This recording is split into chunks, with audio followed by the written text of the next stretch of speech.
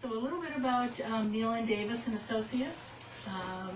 Jim and Joe joined our chamber last March. They're a full-service technology company, and I believe you have over 80 years of experience in the industry with hands-on and a... Well, he's got 60 of it. Yeah, I was thinking it was more on his side of the equation. And they've given some wonderful information to our members as part of this series. Today it's going to be on customer relationships and building, and on February 15th is going to be their fourth in this series, and that's going to be on project management.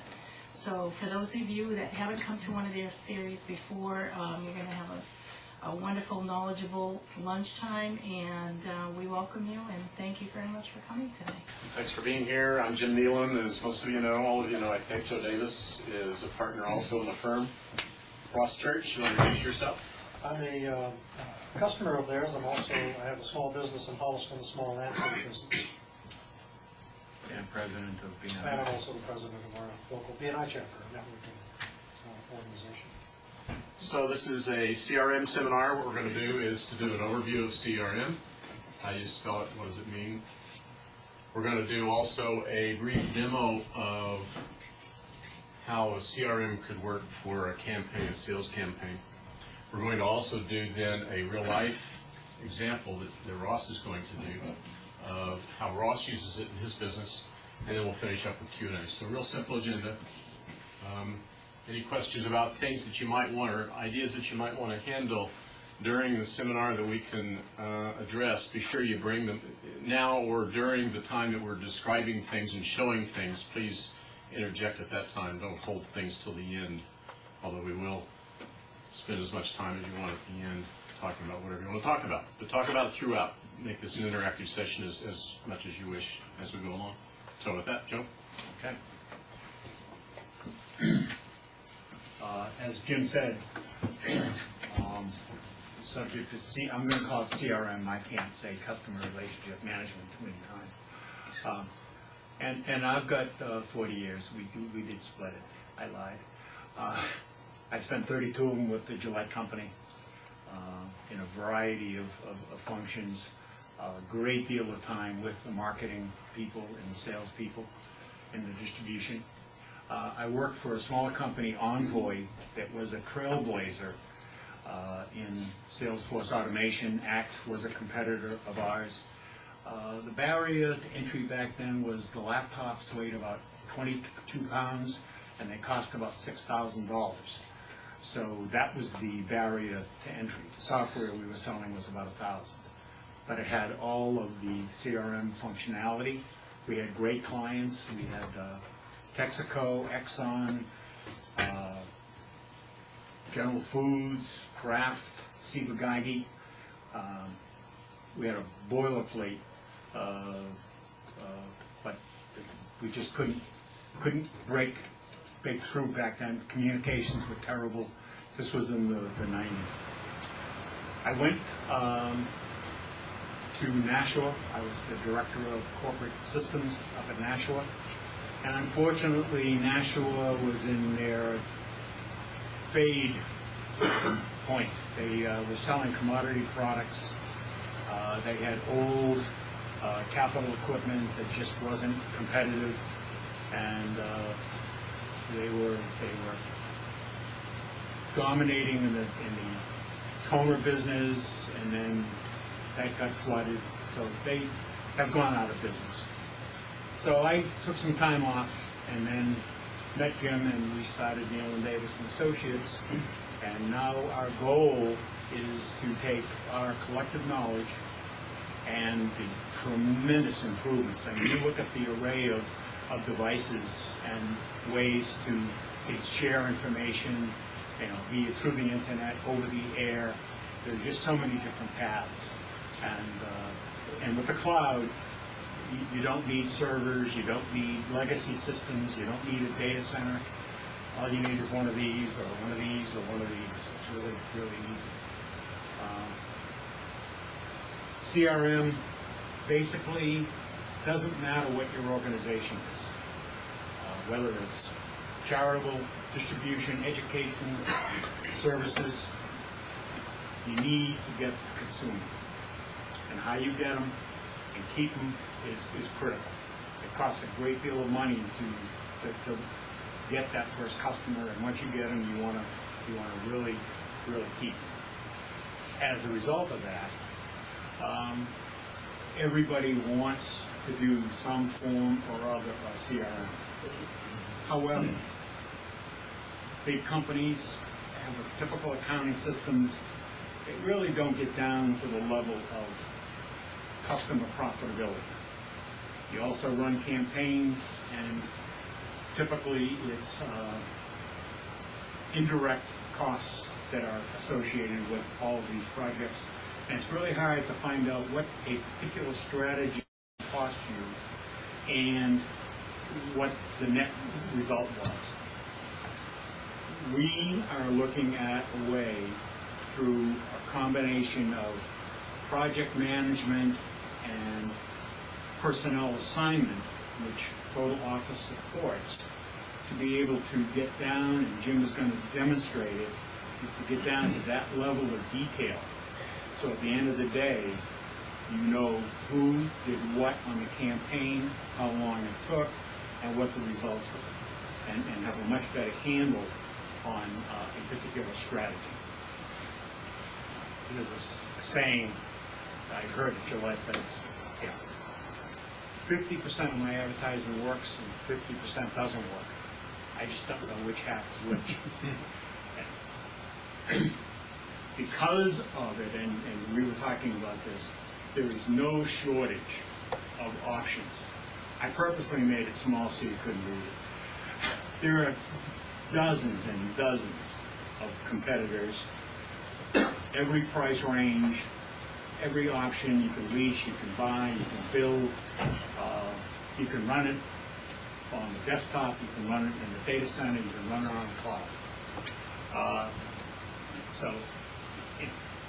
The trouble is picking one of those. And that is a process unto itself. When you think about it, it's going to be a big project. You're going to involve a lot of people because you have to make sure it's a one-time deal. So you've got to make sure that you've got everybody's ideas incorporated. The impact, it's a long-term investment. It's a lot of money. You're going to have to implement it. You're going to have to train people on it. You're going to have to maintain it once it's out there. And then there's the always constant new features. The business changes and the new functionality. How do you integrate it? And that can be a very difficult task. And typically, this is a standard informational data form to select something. And this is complicated by need. What function is going to be provided? Are they available in the package? Is it supported? Do I have to build it myself? What about interfaces to legacy systems? It's a real challenge, and it can take a long time. And there's another, yes. I may be jumping ahead, but at the low end of your services, that would be one of the things you would do. Bring you guys in, help us make a selection on which one of these 20, 30. No, because we offer these, so we make the selection for you. You're going to see the selection today. We'll get into that.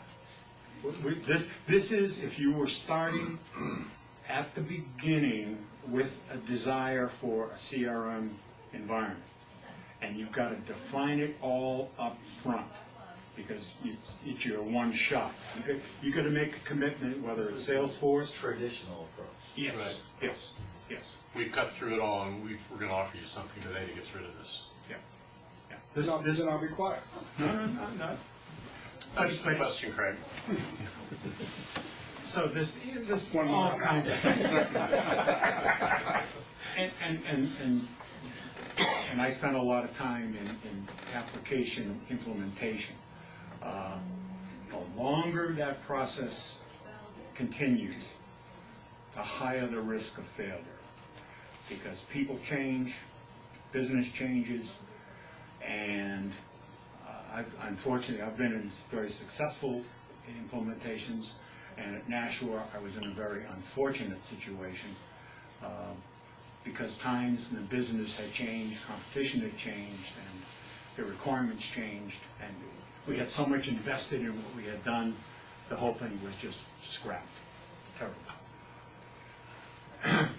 Okay. What do we offer? Total Office starts with, out of the box, key CRM functions. And if you look at any of the material, these are considered the core functions.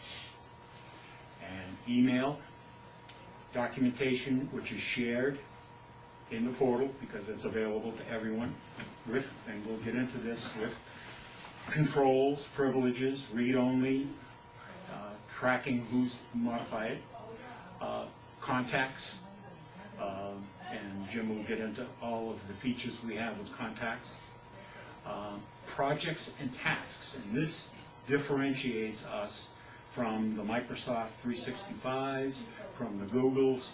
None of them have a project management component. Now, with Microsoft, for $499 per seat, and you get a 10% discount if you buy a lot of them, you can buy Microsoft Project. It's overly complex, it's overkill. Ours is not anywhere near as grandiose, but it gets the job done. And it's robust enough. And we view projects also as a campaign management feature. So it's, it's not engineering projects, it's anything where a bunch of people have a bunch of tasks with a timeline and assignment, responsibility, due dates, reporting, and the like. Standard reminders, notifications. You create a task, you say, remind me 2 days before, and that's standard. And full boat of calendars, shared calendars, your own individual calendar, and then all of the other associated groups. And that comes out of the box. As a result, there's no capital investment. We don't require a Verizon-like 2-year sign-up contract. It's month to month. There is no minimum number of users. You can start with 1, 2, 3, 4, 5, whatever. Cost is $10 a month. Per seat? Per seat. We also have available synchronization to smartphones where if you put a task, a contact, or you update your calendar over the air, not through the internet, over the air, your calendar and your contact lists are updated, and your mail.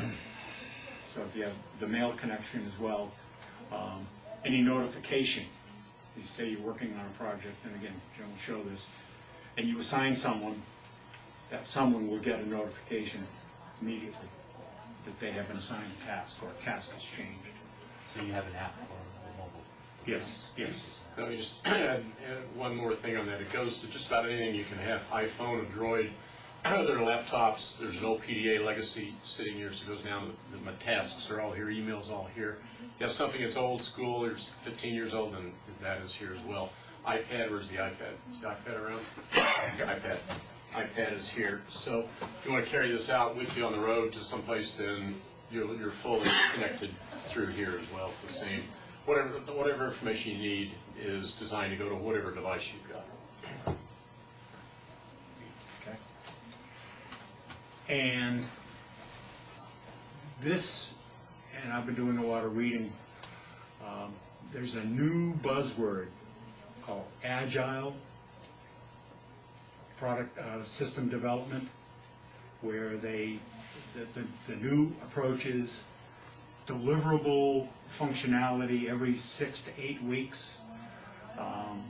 It's a very rapid application development twist, and we are modeling ourselves in that vein. And so our goal is to provide a foundation that is secure, reliable, and supports the rapid implementation. So out of the box, at no capital investment, you get all this functionality.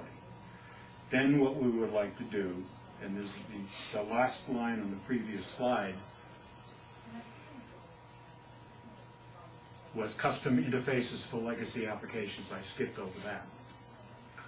We then have the ability to link into existing systems, or if we, because of whatever reason, NDA can't do it, but you want it to be built by someone else with a special needs, say it's a special engineering module or a quotation package, you want to be able to link to it, then we can build that link as well. Joe, you mentioned being agile, and it's part of the lean startup philosophy. Yes. So, in rolling this out with your customers, what have you kind of measured as part of your customer response as your minimum viable product? Is the legacy linkage part, is that what they want? Or what part of the CRM that you've rolled out? Our feeling, and Ross is going to address it, is the cost factor. There's almost no risk at $10 a month. Okay. But what are they using as part of it? Why don't we show you that? Yeah, we'll get That's a good this question, is and this you're is sort of the 10 minutes ahead overview. of the answer. Yeah, yeah. We can show you that. And you'll see the richness of what you get out of the box. And that was the key. I mean, there's a lot, and you also said it, there's a lot of frustrations with what the end product is. It's really hard to satisfy everyone out of the box. So you start with what we feel is essential, that everyone should say, yep, I expected this, it works the way I want it to work, but now I want to do something else. I'm working with someone else on an application which is lead management. And it wasn't advanced enough to show here, but we have an application that runs in this environment where a lead comes in, drop-down boxes, and you populate that. If it was a mailer, it was an ad, it was a seminar, boom. You assign it to a salesperson. That salesperson automatically gets an email. An email has variables in it that carry with it all the details from when the person brought the lead in. So in one swell swoop, it gets captured, and you can have as many criteria in that initial capture session, and the actions are triggered. You can copy the product manager on the strategy, so he knows how many responses have come in real time to his latest marketing strategy, with all the details, who the person was, where they saw it, and also what the next action is. So there's no question about, okay, I got the lead, now what do I do? So that doesn't come with this, but that's the kind of thing that if that's your next hot button, and you want to do that fast, and you're going to get points with your customer base for doing that, then we do that next. And so it's hot, you get it, and you don't have to worry about all the periphery of all these other applications that are out there that I guarantee you 50% or even higher aren't being used on a daily basis. They come with a package, yeah, I don't use that. That's a famous, I don't use that part of the system. This way, you start with the core that you know you need, and then as your particular business has particular needs, you're in the real estate business, so you're worried about the home inspector coming and the financing, so you have a different view of the collaboration process. You customize it for that, for your need. You don't get a package, you see. And it's proprietary, and that's sometimes a dirty word for support, but if it's done in standard relational database tables and joins, nothing magic, SQL, then it's not a big support issue. We're not writing stuff in assembly. So, We get into a bit of detail about what Total Office does do. And the whole heart of the matter, as we all know, is the customer. Whether you call it a customer, a client, a congregant, a brother, a sister, if you're fraternity, sorority, charitable organizations have sponsors, have whatever you want to call this thing that's the heart of the matter, the people that make the thing go, clients, whatever you call this thing. Off of that, you want to hang a whole bunch of other stuff. You certainly want to be able to do communications. You certainly want to be able to do things such as have shared documents. You want to have things, you want to be able to run projects off of this. You want to be able to do 3 or 4 other things here, and we're going to show you each of these pieces that are all hung off of a central repository of your, call it customer for the day's purposes. And in here is the core of everything. In here is where you need all that information to be able then to adjust whatever your needs are to make sure that your operation goes. We're going to do a sales campaign here just to show you an idea of how you might do customer relationship management. We've set up a fictitious company called Ideas Unlimited. What you're seeing here is Total Office. That's what we're all about here today in this room, is Total Office. Total Office includes a way to come in at the start with a desktop, which has your whole world right there in your desktop, the logos customized, looking for the mail that you want, a message of the day, so your employees who are working with Total Office can use any of these mail, calendar, documents, any of these things down here at a single click. So we're talking about mail, we'll talk about calendars. We're going to start down here with contacts. And what we have here on the screen are a series of our customers, our contacts, our clients, our congregants, whatever you want to call those people. And they are sorted by name in this case. They could be sorted by any of the columns. This is a typical Microsoft kind of operation. We can look at Tom Austin, and we can certainly expand Tom Austin and see basic information. So if I get a call from Tom Austin, I can look up, see, where he is. He's the president of a company on 1 Main Street, and his telephone numbers are that. So I can kind of get some easy identification of who he is right off the bat, and that's what he looks like, by the way. Not really. Or I can really look down into Tom Austin and look at some detail of what Tom Austin is all about. And so Tom Austin is with Alpha Corporation. He's the president of that, and there's a whole bunch of stuff down over here that you can scroll and see the basic details of who he is. It allows you to put some notes down here where somebody has said he's perhaps the most important candidate for us moving forward in our campaign, because this is a sales campaign that we're going to be working on in a moment. Using these contacts. This is a salesperson using this. This could be a salesperson using this for a sales campaign, as the example we have here right now. It could be anybody in your company looking at anybody, whether these are people in the company, contacts, employees, whether they're outside the company. And we're going to get to that in just a second, because you can have categories of people in your contacts. So in your contacts, you could have anybody that you've ever known. And then you can have categories of, well, these are church members, this is my fraternity, these people live in my hometown, these people work for my company, these people are family members, or whatever cross-cut, however you want to cut, slice, and dice all of these contacts over here. And so you can make a subset, and by the way, a member can be living in my hometown and also a church member, and also working for the company. So you're going to have them in multiple entry points here, so you can look at them in multiple different ways, depending on what your needs might be. In this case today, we're looking at a sales campaign. We're going to split these up in a few minutes here once we get done looking at just the basic information about what we have on this person, including that he's an important candidate at this point. We can look in the details of Mr. Tom Austin, and we can see that we first contacted him on the 25th of this year. By the way, these fields are all customizable.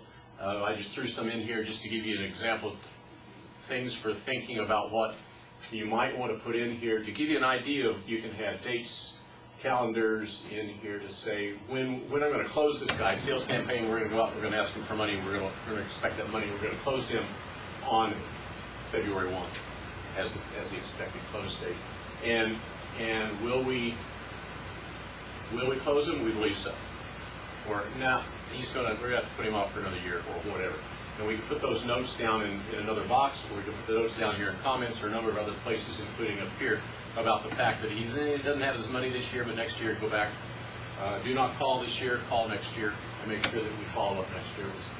Who's the sales rep? So you have drop-down boxes. You can have as many sales reps as you have sales reps in the drop-down box, so as you can pick a particular sales rep and you can reassign this person to a different sales rep, and so forth, what kind of business category. The point of all this is just to give you an idea, some thinking ideas about how you might categorize and keep track of this particular contact that you might be wanting to put into your sales campaign. Categories. Now, we're going to do a sales campaign here. In the sales campaign, there are too many to do in one fell swoop, or one swell poop. I didn't realize you were going to introduce my dog. My dog has swell poops. But in that, we want to do two swell fell swoops here. And we're going to have campaign 1 and phase 2 here. And in this case, we have assigned Tom Austin, Mr. Tom Austin, to be in this sales campaign phase 1. But we could say, nah, really he belongs later on because he doesn't have any money right now. So let's put him into phase 2 instead, which is later on in the year. But he also is in the total thing, so if somebody wants to look him up overall for everything, then he's there, but he's also in the sub-campaign. So we could segment things. This is, once again, where he lives in my town, and he also goes to my church, and he's also other things, including the sales campaign. And in the comments section, as you go along, then people can enter, a sales guy can say, well, we've been courting Tom for quite a while, it's time to ask him for the order. Somebody else comes by and says, yeah, I agree, we'll take it out to dinner tomorrow night to close the deal. So you build some conversational history about this particular contact in here if you choose to do so. And so you have all this information here interactive with anybody who has access to Mr. Tom Austin. Speaking of permissions, permissions go down, granularity goes down to the individual person and whether contact, and whether it's read, write, or delete, kind of, or just see, which is just read. Then that kind of granularity is here. So anything you see anywhere in here is controllable, both as to coming in from this side, who can see, read, write, delete, and who can be in it also. You can make some changes from the other side. So either direction, people can make some changes or not changes, so that you can see or not see any of this information, or affect any of the information. Can they make them simultaneously, Jim, in the sense that if you had an office, of a dozen people and 3 people were involved with a particular client, Yes. can they be touching the record at the same Yes. time and making Yes. changes? Yes, you can. Yes. And so if 3 people are working on the same contact at the same time, then 3 people in 3 offices could be making simultaneous changes to that. I'll get to documents in a second, because documents are a little bit different than contacts. Okay.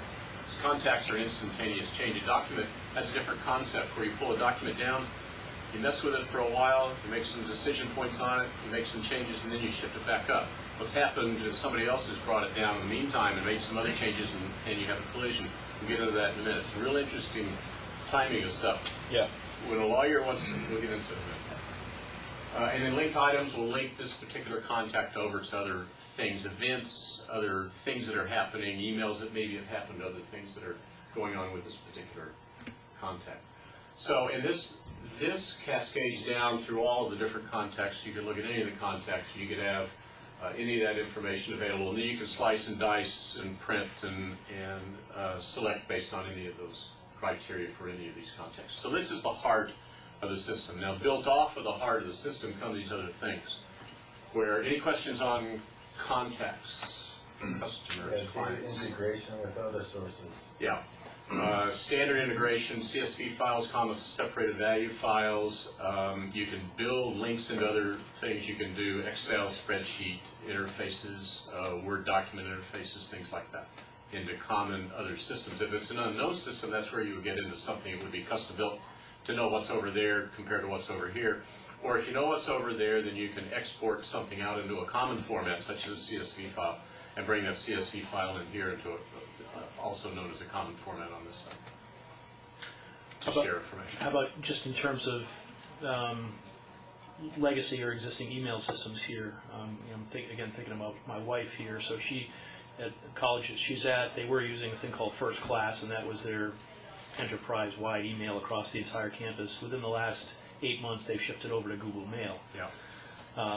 which generally works okay here, but Right. that was a full-time investment here and training, et cetera, Right. here. So how does this interact with? Good question. Yeah. Right now, I use, you count the ways, Comcast.net. Yep. I use NetworkSolutions.com. I use Verizon.net. I use Outlook to originate mail, and I use Total Office for mail. They are all consolidated the way I want them to consolidate into a place that is common for me. Because I need to know where to go to see my mail. Because I don't want to go to 5 places to see 5 different things. Oh, I didn't look over there today. I want it all to come in one place so I can then mess with it and get it out of there, delete it, reply to it, whatever. And that's what I do personally. In fact, my favorite is having everything in Outlook because I'm not always cloud connected. And I'm sometimes on an airplane. And when I get on an airplane, I answer email on the airplane. And when I get done on the other end of the airplane, I hit the club on the other end, the Admirals Club in Dallas on the other end, and I upload all the stuff, download all the new stuff, emails everything else, by the way, any changes that I've made, and then I'm ready to go again. So, and all the Gmail, all the, Hotmail, all the things are So you've got supported. hooks into it either Right. way. Correct, Yeah. both directions, sync both directions. And I can write an email here and sync it, and this is synced to here. For me, it's synced to Outlook, and Outlook is synced to all the others. Right. Although this could be, if you don't have Outlook, it could be synced to whatever you want. And then go bi-directional with your syncing. Deals not only with email, you're asking about email, but because we're going to go to email here in a second, but it goes with contacts, with anything that you've got that you want to sync down to any device that you want to sync to, the iPad or legacy devices or whatever. Can I ask a question about security here? Sure. I've had customer lists walk out before, and I'm sure everybody else has seen something. How do you limit that to just read-only, you can make all these changes? Yeah, we have a couple of layers of security. One starts right here with the HTTPS, which is indicating here that this is encrypted, 128-bit encryption. So anything that you're sending from here to the cloud and back is encrypted to 128 to the power of 2 encryption. And that you can double that if you wish to do that as well. That's the basic layer of security between you and the rest of the world. Now, you're asking a secondary question about how do I keep things secure in-house. And the way you keep some things secure in-house is by having permissions, and I haven't showed you permissions yet. Permissions allow you to make sure that nobody can get into your data unless they have the permissions to do so. Okay. Read, write, delete. Also about the $10 license fee, it is, let's say it was a church, and you had 3 people, but a lot of people could access it other ways. Is it the Per seats- named user. Per name, so it doesn't matter which device it comes to, it's only one time. Per one named user. So Okay. you sign in with that name, and it's the $10 per named user. Yeah. And we hope you don't have 73 people using the same name, because that's not the nature of the use of the system. Follow me? Jim, how about if you wanted to export a name or a group of names? Say I had a group of people that I wanted to send off to you. How much detail would go out and how would it be sent? Export. And what format would it arrive at the other person? I want to say anything you want it to arrive in the other end, but normal stuff. Usually CSV files or Excel. It's not encoded. Yeah, Excel encoded or other normal. Microsoft owns that business of being able to interconnect. Yeah, pretty much anything that Microsoft supports is supported here as well.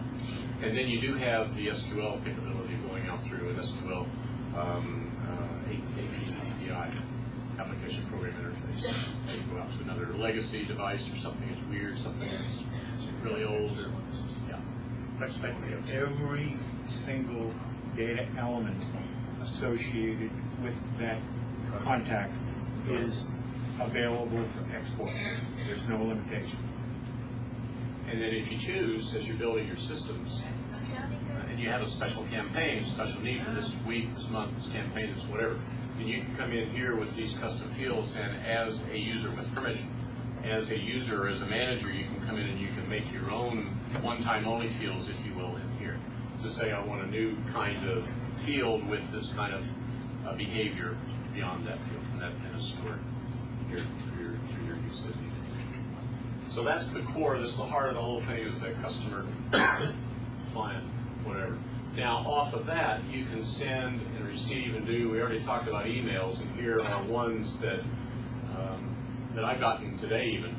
And Joe modified a couple of tasks this morning, and I got some information about those modified tasks. We're going to go to tasks in a couple of minutes, but while we're here in the email, let me just show you that I modified actually a group task here. And it gives the information about what I modified on a particular task this morning. That happens to be in my email. So point here is that anything that you change in the system and you say that I want to notify others about, they'll be notified by email. And the email once again goes down to wherever you're deciding to notify. And a normal email, net mail, this is the same functionality you'll find with any of the net mail things, whether you're on Verizon, Comcast, Gmail, Hotmail, any of them operate basically the same way, and this has the same operations to it. The same expectation you have if you're using NetMail somewhere else, you'll be able to adapt to this very easily with the email services. When you run a campaign, is that a classical sort of just mail campaign? Typically. But is there a hook to email campaigns? There can be, if you have one. Okay, so that's a separate application. What we have here is group contacts, and you can have then a group that gets emailed in a single batch, if you will, in a campaign. So I can select, I can say this is the Friday mailing to this subgroup of people involved in the Friday mailing, as opposed to a Monday mailing. And I can over here in the categories, once again back here with contacts, in the categories, I can select here and put in a new category and add a category called Friday mailings. And I can then describe it more fully if I choose to do so. And then in Friday mailings, I can come into Friday mailings and I can say who I want to be included in the Friday mailing and select who I want to be inclusive in that particular category. Now let's go to projects, because the projects, now that we have our base of contacts, our clients noted, we now have a sales campaign we're going to establish. And we have a company called Ideas Unlimited. That's our company we're dealing with today. Within Ideas Unlimited, we have a sales campaign. And these are the tasks within that sales campaign. We're going to establish objectives. We're going to execute the campaign. We're going to prepare some materials. Put this in the order that they should be in. We're going to prepare the materials. We're going to kick it off, execute it, monitor it, evaluate it, and then follow up. Typical campaign. So in preparing the campaign materials, just to give you an idea of what might be involved in preparing materials, and some of the things that you could do to help you monitor the preparation of those materials, this particular task. You can have this recurring, by the way. We can prepare new materials every week, month, day, whatever. So we can say every Monday we want to prepare a new batch of materials. So this task would recur every Monday, every month, every whatever time period you want. We don't have this recurring here, but you could if you wanted to. You can have tasks that are dependent. So you can have, I got to do this one before I can do this. I got to do another one before I can do this one. And once I do this one, then I can do another one. So there are dependencies within tasks. Because any good project management system has task dependencies involved. I can then, once I create the task, I can assign it to whatever people I want to assign it to. And I have these people who are available to assign it to. And once I assign it to a particular person, then I can say over here that I want that person to also know that I assigned it to them, or don't notify them once I make any changes to it. Then I also can create comments in here, and I can make whatever comment I want to make about the materials. And then I can link link this task over to something else, such as a document. So if I have a task that is prepare materials, then I can link it to a Word document that lists all the materials, or the specifications for the materials, or the order forms, or anything that deals with that particular task that I might need as supplementary information to this particular task. And that's a document sitting someplace else in the cloud, someplace else, that somebody else can come in with permission. Somebody else can come in and mess with that, change that document to say, you forgot to add, I need name tags for a seminar today, if that's part of this task. and then you can add that into that task list over in this document that is over here. So what I've done is divorce the details from the core tasks. So I have a series of core tasks, and the details, you want to get into what I have to do this task, I can go and look up all the documents that are required, all the permissions I got to go out to, all the contracts I got to sign, all the people I got to talk with, and other things could be over in these other documents linked here. And so these are living documents that are available for the right people to see at the right time. Jim, Thoughts on that? yeah, just, you've linked that document to the task. I've linked the tests, yeah, both Okay, directions. okay. Right, Then that document gets changed next week. right. What's the update process here? Are you linked to last week, or are Good you question. linked to? Excellent question. Over here in documents, we see the documents that are linked to, potentially linked to. This one was the one I was linked to right here. And I can come into this document, move this over so we can see the full name. Documents are a very interesting conundrum here, because in cloud sharing, you want to be sure that you have the right document, but you want to be able to say to a lawyer, here's a contract for our campaign. Do you agree with it, lawyer? Do you agree with it? Does it have all the stuff in it? Are we doing the right things? So you put that up there, you notify that, because that lawyer is a part of that task, and you've now made a change to that task, you've now notified your lawyer that you have now changed that task, so he gets an email saying, ooh, they've messed around with my task. Now I better go look at the document, because you've also entered some information saying I've changed the terms and conditions of this particular campaign. So go look at this document, and you pull this document down. Lawyers pulled it down now. I have the capability here as the project manager for this operation. I have the capability here of doing several things. I can turn versioning on, so I can keep track of which version of that document I'm dealing with. If I have multiple versions, I can go back to any version and see any version that I had, because they're all there, or as many of them as I want are still there. And I can revert to any version that I wish. Now you messed that one up royally. So I can do whatever I want to with it. I can change the order to make that an older version or a newer version, or delete it altogether. So I have a complete audit trail and versioning of everything that has ever happened to that document from moment one to now in an audit trail. So I can say, no, the guy says, I changed it to this. No, you didn't. Yes, I did. You can see the different versions here.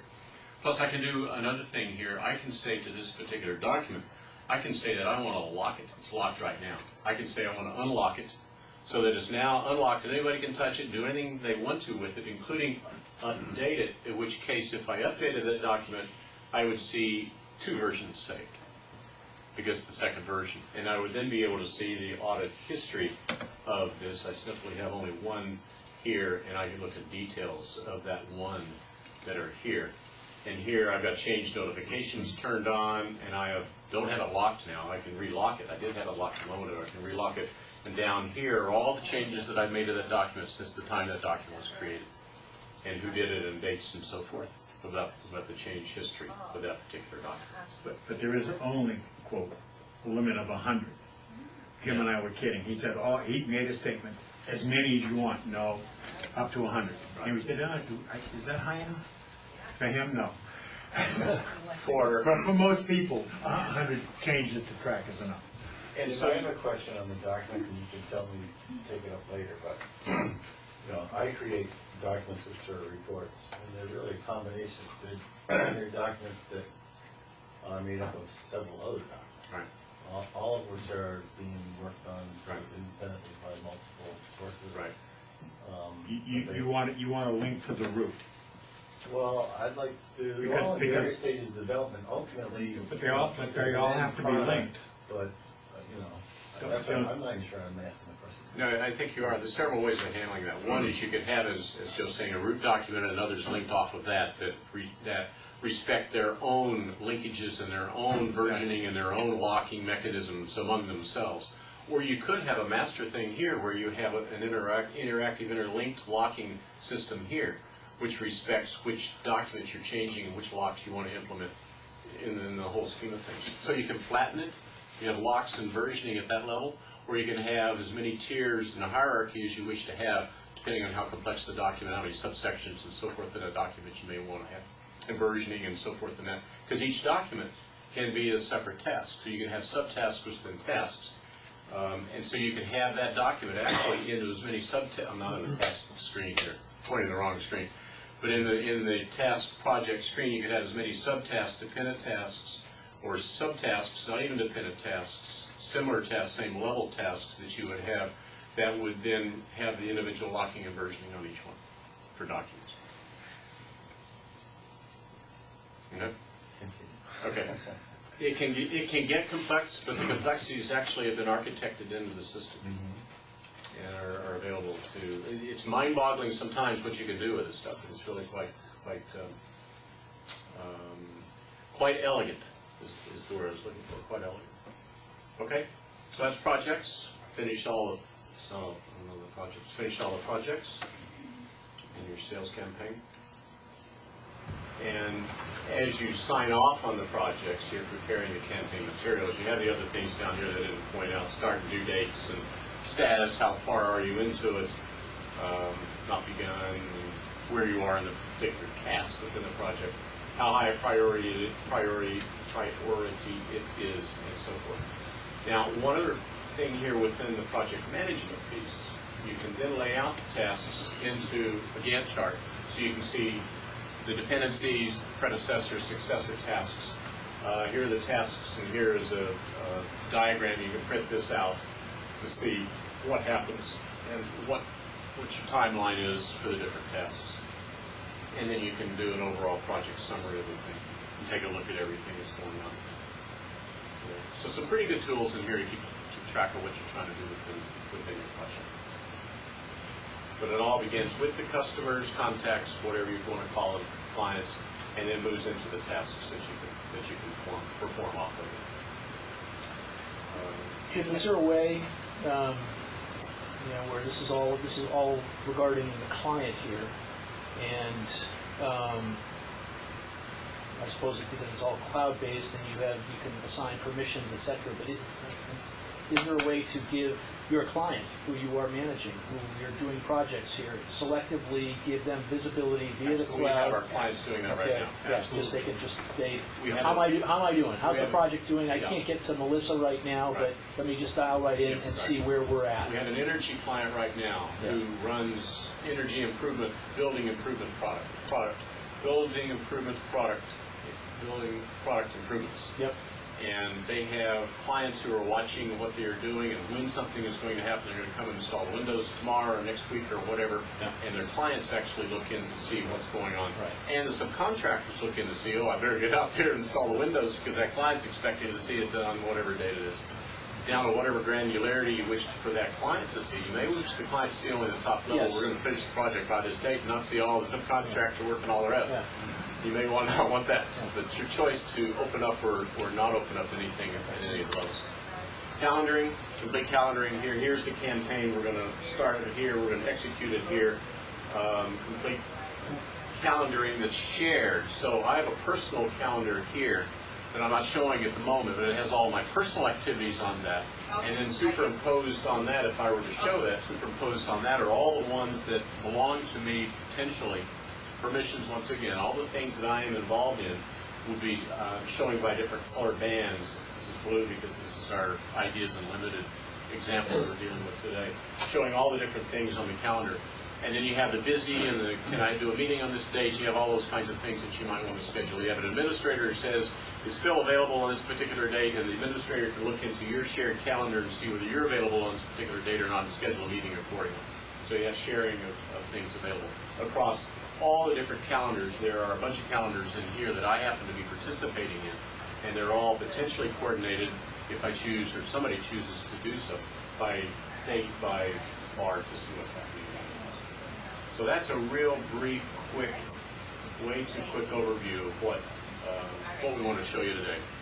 Any quick questions that you might have about what we've done so far? That get into some of what you asked about before. A little bit. We can talk. Yeah. We only got an hour, so we can talk. We can talk further. So, over to Ross. Ross is going to show you a real life example of what this is. a dummied up sales campaign. And Ross is going to show you a real life example of what he's doing. While Joe's getting set up here, just let me reiterate, I'm a customer using Total Office. I typically wear 3 hats. Nothing very complicated about that. I'm a homeowner and a husband. My wife may differ with me as to how much of a husband I am, but be that as it may, we're all subject to the same honey-do lists. I'm a business owner, small business in Holliston, a landscape business.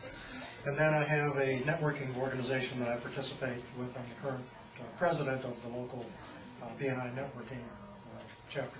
All of those have activities that I have to manage, and what I'm looking for with this system is a way of helping me to simplify things, manage it, coordinate it in as concise a location as possible.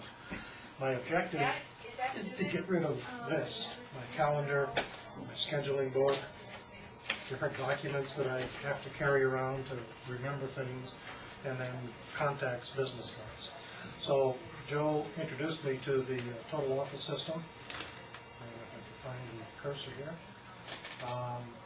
When he introduced it to me, I immediately saw an opportunity here to tap into something that was going to accomplish what I needed to accomplish. This is my access point. It's mine. It has my own user ID, my own password associated with it. And when it comes up, it brings me into the desktop, which again is tailored to me. This is my desktop. Nobody else sees it because I'm the user. Most of the elements that Jim went over, I'm currently using, both as a homeowner for my personal needs, for my business activity, as well as the BNI activity. I've got mail on here from different events that have gone on. I have my own calendar for my doctor's visits, for dental appointments, for whatever's going on in my life. As Jim mentioned on the overlay, on this one I have the BNI activity overlaid in here, so I can see in a snapshot where I may have multiple activities going on the same day. If when I loaded them I had a conflict with a timing issue where 2 events were going to take place at the same time, it warned me, still let me do it if I wanted to, but at least it told me we've got a potential conflict here. I'll get back to this in a moment. I'll just stay with my personal calendar. So I can, as long as I want to keep loading this, it'll go out into the future months. The feature that I use the most on this is the calendar as well as the projects. As it relates to projects, come down here to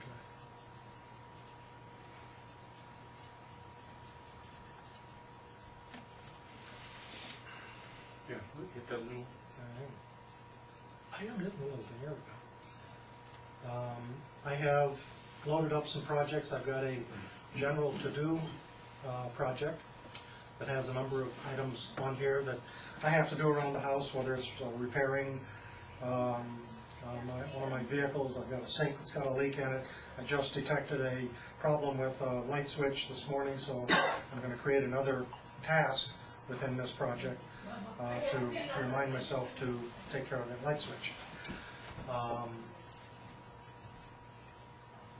As I go back up to the desktop, and I want to now go into the project area for the BNI activity. All right. Share projects. We have a event coming up in the spring, a Visitor Day extravaganza. So that's going to take place in May. Leading up to that, we have a number of activities that have to be accomplished. I put this together as a project. I've got probably 13 or 14 different events that have to take place in terms of building that building toward the culmination of that project. As things change, dates change, or the status changes from not begun to in process, those notifications will come back to me through my email and show up as a notification that this event has either been completed, date has changed, or there's been a contingency event that's been plugged in there where I'm waiting on someone or something else to take place. So again, it's everything I need to run my life and my businesses and my associations all on one platform that is gated only by the ability to get on the internet. Going forward, I've learned a lot this morning just in Jim and Joe's presentation for some future activities, but going forward, what I intend to do is I'm going to invest in a couple of smartphones for my employees. I'll be hiring an employee, because it's a seasonal business, I'll be hiring an employee for the springtime, probably let him go during the summer, and then hiring somebody back in the fall, so they don't have to carry that labor throughout the summer when I'm not needing it. The point is, while I have that employee, I can set up a user for him. It'll cost me $10 a month for that, and when he's done, and I've let him go, I can terminate that user and therefore eliminate that cost for the time period that I'm not utilizing the activity. As a small business owner, that's tremendously important to me. $10 a month, you think that's not a big deal to keep eating that cost, but to me it is, and it's all relative to the size of your company. If you've got 10 temporary people that you're plugging in, then that may be a different cost, meaning to you. Again, the cost is very critical to me. It's very, very affordable in my eyes, coupled with the fact that the software is resident in the cloud. I don't have to worry about backing it up. There's enough backup process capability built in here that is done automatically for me. I don't have to worry about that. I don't have to worry about having a special hardware and stuff at the house. I'm not dependent on any particular computer to run this. Again, I just need to have access to the internet, and I can go forward that way. Very, very beneficial and cost-effective for me. Yes? So Russ, my first question is, if you run a landscape business, have you loaded your customers onto? I have my customers on there as contacts, yes. Okay, so are you thinking about ways to build campaigns and get them out there? Absolutely. One of the projects that Jim gave me an idea on is I'll occasionally have a customer where there's a large project, a large construction project where I'll build some beds for them, maybe put in a walkway, do multiple things.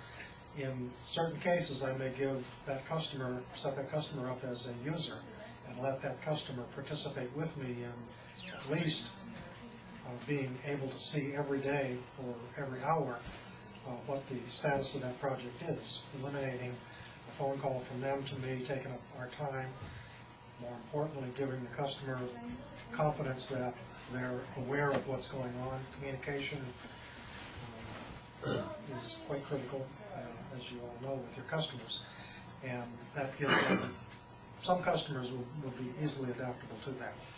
I'm not going to give it to every customer. I'm not going to kill myself with, well, what are you doing with this? And why did you do that?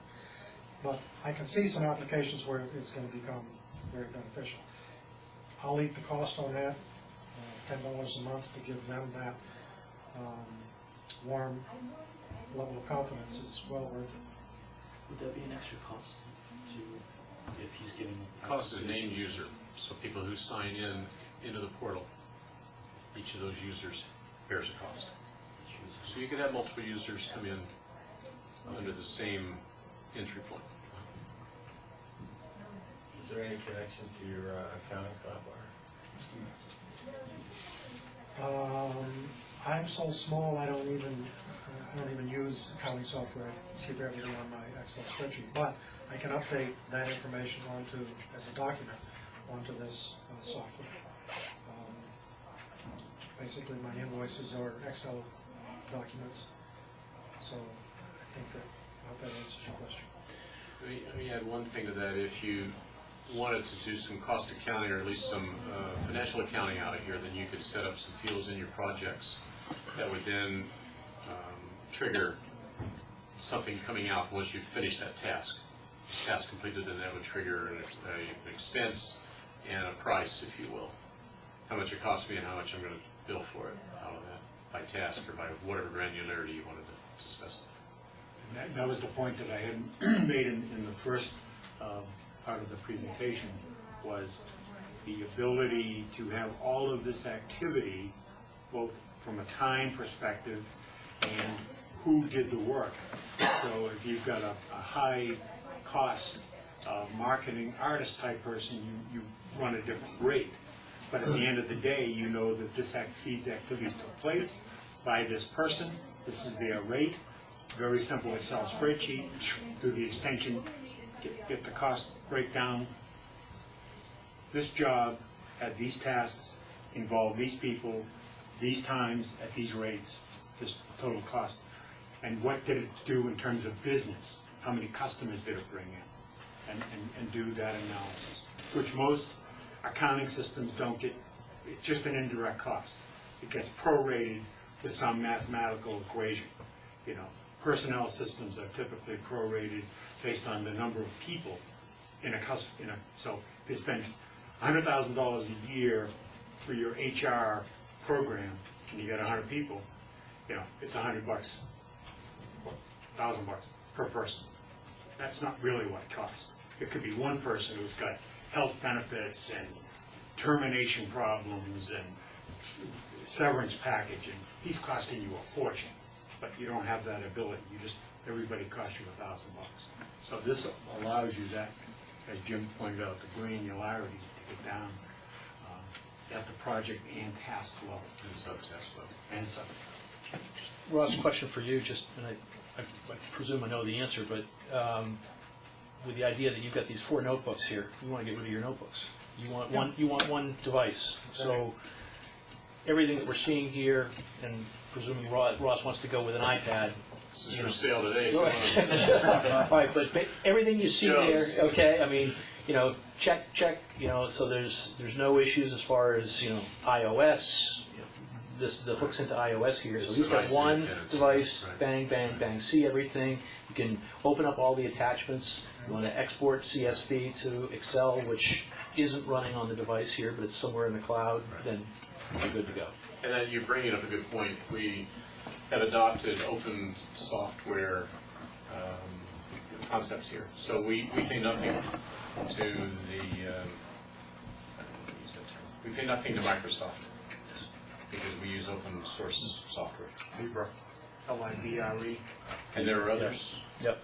And they emulate, because Microsoft owns the business, of course, but they emulate Excel, PowerPoint, Word, Publisher, all the things that you would expect to find from Microsoft. They're all free, and we use that ourselves. Everything you see, the document, the poster over there on the wall, everything that we produce, everything in here is produced on free software. So by the nature of being free, updates happen, upgrades happen here. In the service business, the customer, if something goes wrong, they're looking for what's called a SPOC, single point of contact, or one neck to choke. We have a telephone number you can call. Yes. So, but I mean, With a single, yeah. Okay. So I mean, that's our objective. Now, we do have the Hyper Office company behind us. Yep. And in fact, Jim and I are trying to schedule a meeting with their chief technical officer down in Rockville. Because we have some ideas that they like in terms of things we've come up with based upon conversations like this. What if? And it's the old enhancements, the next release kind of thing. So that button right there. yep. feedback. Feedback, yeah, they're looking for it. This goes directly to their head developer, actually gatekeeper for the head developer. He doesn't have time to read all that. The gatekeeper for the head developer gets this stuff. And she takes a look at everything there, reads it personally, and does some vetting on it and some gatekeeping on it. What's the installed base of this right now? How new is it? What It's kind been of? around for 10 years now. Yes. They haven't told us how many, but they do talk thousands. And I had a question that was in the retail category that I was working on. And they said, oh yeah, we've got several retail accounts, and yeah, they do similar things, and we, you know, but we're a value-added reseller. So they haven't opened up the kimono full bore. I mean, we're still, you know, we're up here and they're in Rockville. That's why we want to get down there and face to face. I want to show you just very quickly here. This one. This is what HyperOffice looks like internally. This is what the cloud looks like. We like. We actually do use all the stuff unless it comes from them. This came from them, so we use Word. But internally, we do use free stuff.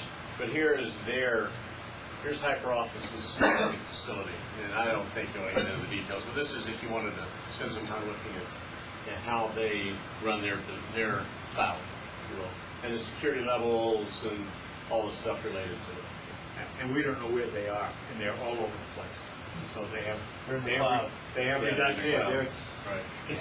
You know, all the stuff you'd expect to see at how big we are in backup and security and all that stuff, and all the hoopla about how secure and perfect the cloud is and backed up And if you want 256 to 2 squared, you power 2, God. And if you've got a Cray machine in Langley, Virginia, you may have a chance in 100,000 years of breaking the code. right. And then you'll get my social security number, which you get off almost anywhere in the town of Holliston. Coupled into Craig's question a while ago about the security and so forth.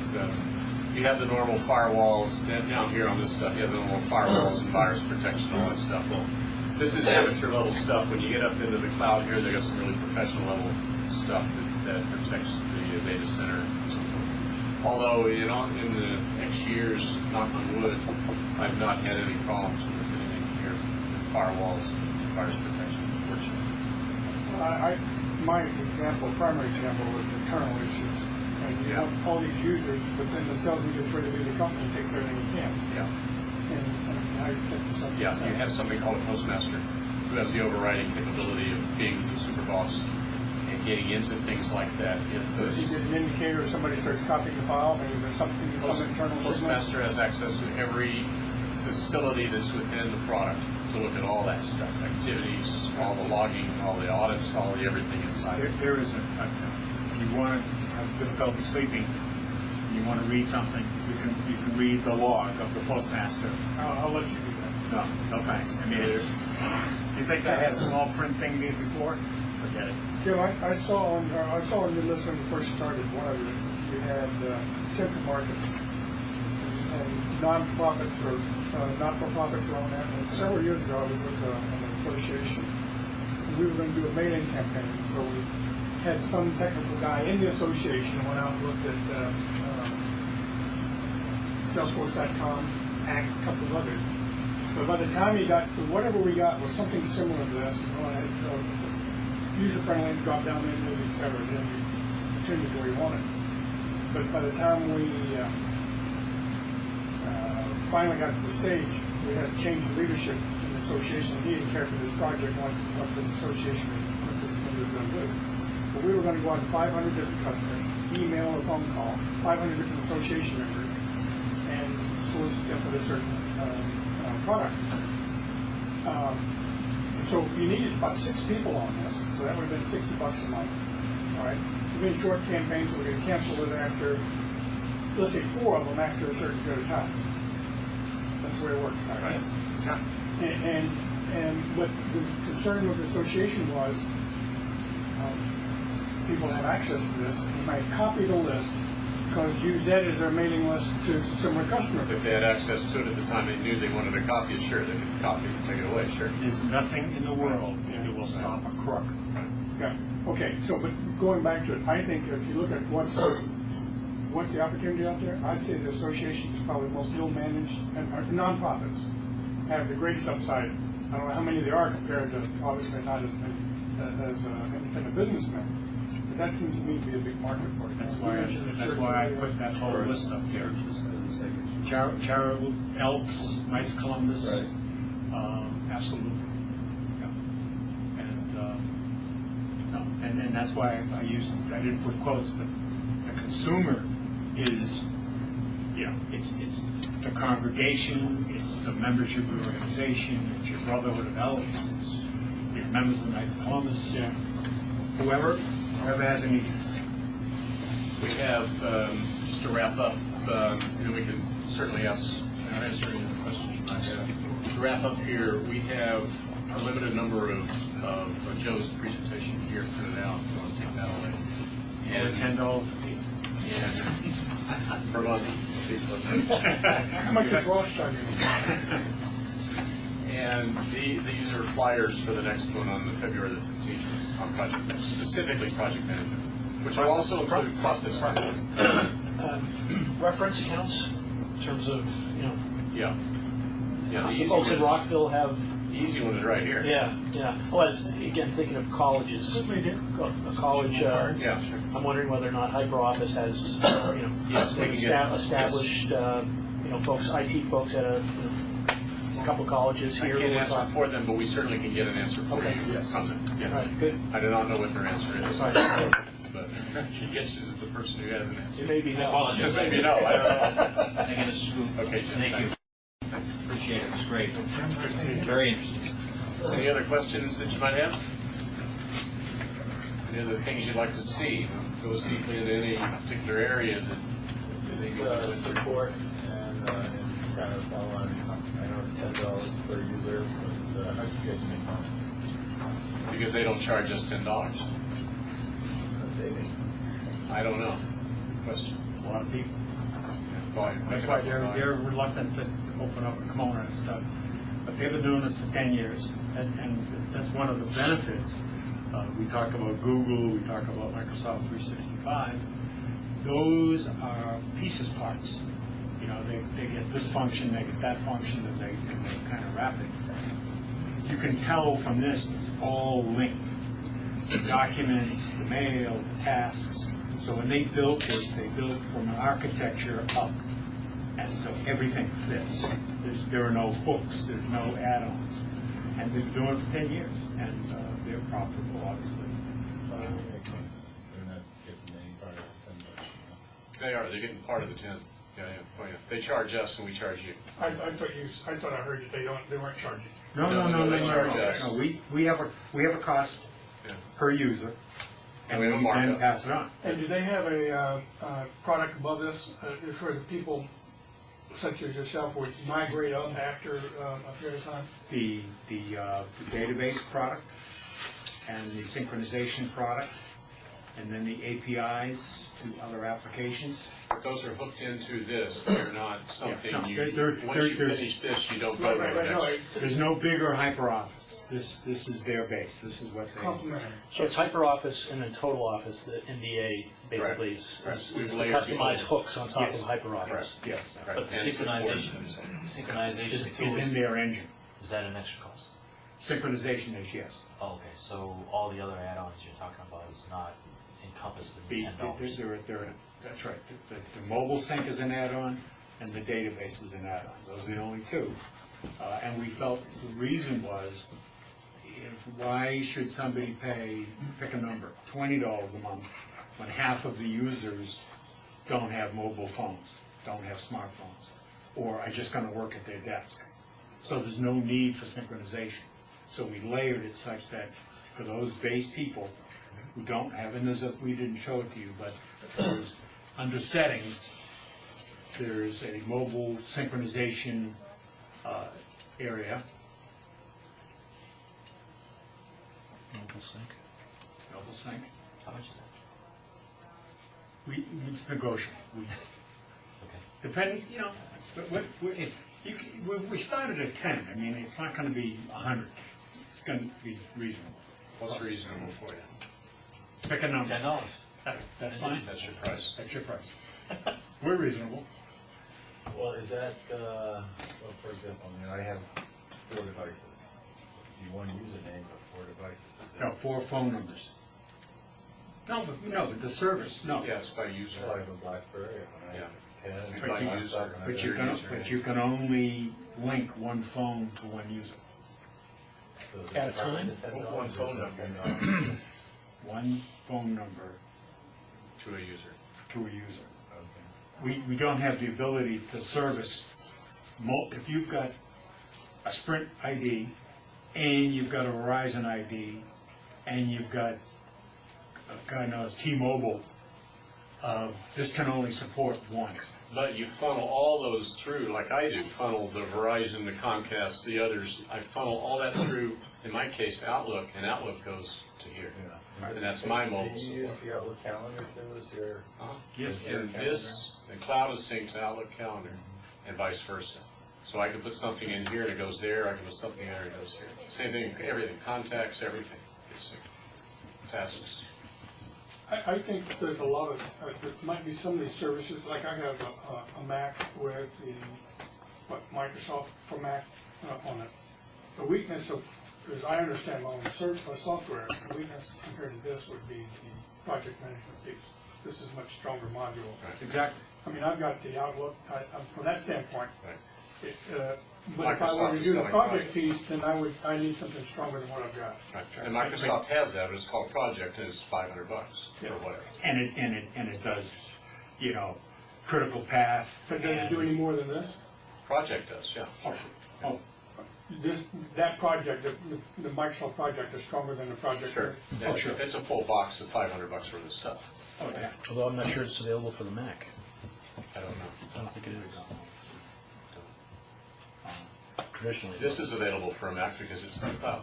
So you got Safari or Chrome or whatever on your Mac, it's fully available. I could, I mean, if I had needed a project, that'd probably be my next step. I think. I've answered all my questions, so Yeah. thanks for Good your stuff. Yeah, good stuff. Well worth it. We're here. Do you have any other things you want to talk about? Thank you very much.